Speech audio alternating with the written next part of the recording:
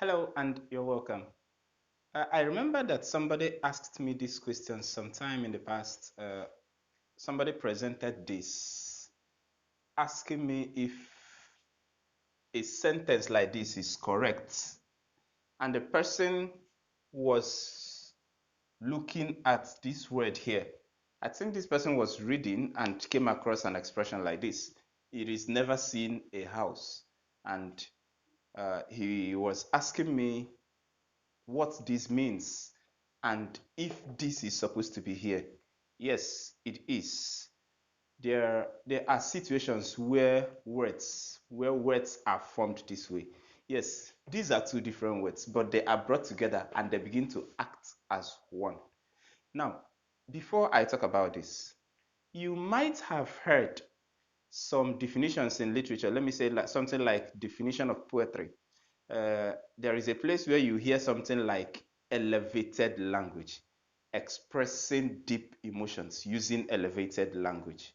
Now, when we talk about this elevated language, or when you hear a person telling you that literature has its own language, it does not always mean that there is another language, maybe something like a language such as English, Latin, French, and the rest of them. That is not what they mean when they talk about that.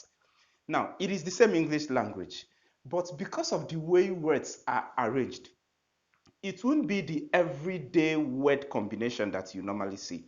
It won't be the everyday English language that you hear. Literature has its way of combining words to make them more, do I say, more artistic, to make them more beautiful than what people hear other times using when they use the English language.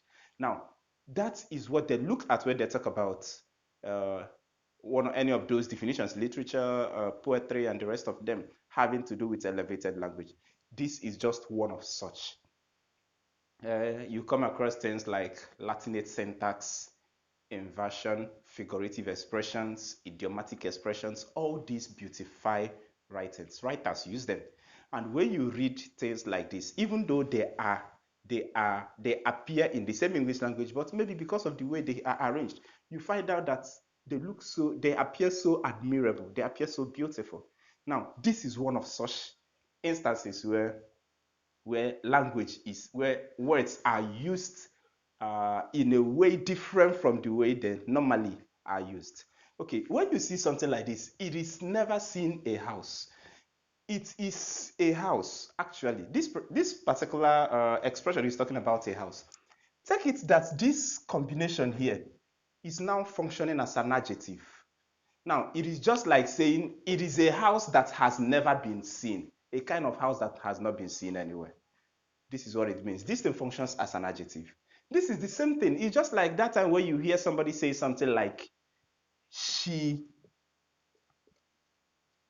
gave me a